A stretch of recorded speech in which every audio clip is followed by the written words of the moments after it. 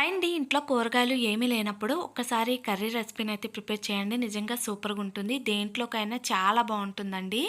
3 గంటల ముందు నానబెట్టుకున్న పచ్చిశనగపప్పునైతే శుభ్రంగా కడిగేసుకొని ఇలా మిక్సీలో వేసి కొంచెం బరకగా అయితే మిక్సీ పట్టి తీసుకున్నానండి.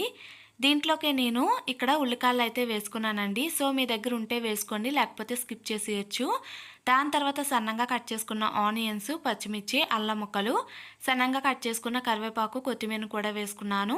ఇందులోకే ఒక స్పూను జీలకర్ర, అలాగే తగినంత సాల్టు, ఒక స్పూను ధనియాల పొడి, ఒక spoon garam masala, half teaspoon అల్లం వెల్లుల్లి పేస్ట్ వేసుకొని మంచిగా కలిపేసుకోండి. నేనైతే ఇక్కడ వాటర్ ఏమీ వేయలేదండి. నాకైతే ఆ తేమతోటే మంచిగా వచ్చేసింది. మీకు కొంచెం గట్టిగా ఉందనిపిస్తే కొంచెం వాటర్ వేసుకోండి. సో, ఇలా కలిపేసి చిన్న ఉండలుగా అయితే చేసుకొని పక్కన పెట్టుకోండి. ఇప్పుడు ఆయిల్ అయితే మీడియం హీట్‌లో ఉన్నప్పుడే ఒక్కొక్కటిగా వేసుకొని, వేసిన వెంటనే అస్సలు కదపకుండా కొంచెం సెట్ అయిన తర్వాత ఇలా కలుపుకుంటూ గోల్డెన్ కలర్ వచ్చేంత వరకు వేగించి అయితే సైడ్‌కి పెట్టుకోండి. ఇంకొక ప్యాన్‌లోకి అయితే ఆయిల్ వేడెక్కిన తర్వాత పోపు దినుసులు, జీలకర్ర, కొద్దిగా కరివేపాకుని వేసుకొని వేగించుకొని, అందులోకి సన్నంగా కట్ చేసుకున్న ఆనియన్స్‌ని కూడా వేగించి తర్వాత టమాటో ముక్కలు వేసి మూత పెట్టి ఇలా మగ్గించేసుకోండి.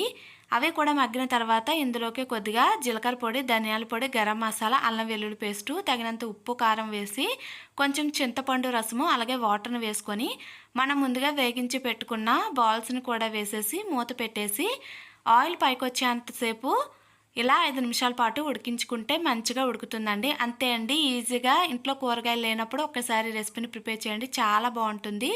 రైస్‌తో ఒకసారి ట్రై చేయండి. వీడియో నచ్చితే లైక్ చేసి సబ్స్క్రైబ్ చేయడం మర్చిపోకండి.